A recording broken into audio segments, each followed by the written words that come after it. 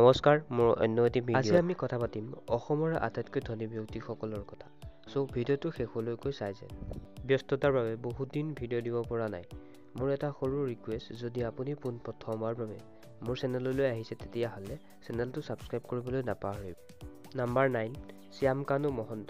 তেখেতৰ নেটৱৰ্থ হৈছে $10 million, 70 crore. Mister ভাগ্য কলিতা। তেখেতৰ নেটৱৰ্থ হৈছে $50 মিলিয়ন আৰু ইণ্ডিয়ান ৰুপিজ 400 কৰোৰ।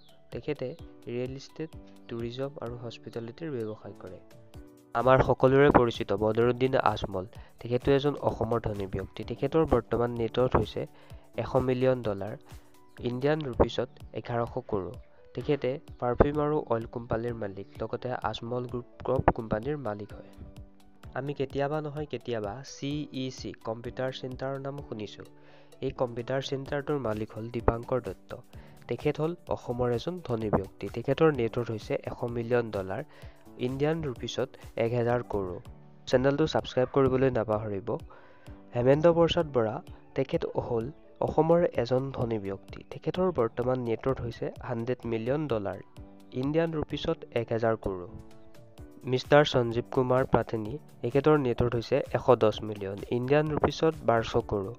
এখেতে ৰিয়েল ইষ্টেট আৰু মাইনিঙৰ ব্যৱসায় কৰে। অসমৰ ধনী ব্যক্তিসকলৰ লিষ্টৰ ভিতৰত প্ৰথম স্থানত আছে কেএল চন্দ্ৰ লোহাই। এখেতৰ নেটৱৰ্থ হৈছে $200 মিলিয়ন, ইণ্ডিয়ান ৰুপিজত 2000 কৰোৰ। এখেত ষ্টীল কোম্পানীৰ মালিক হয়।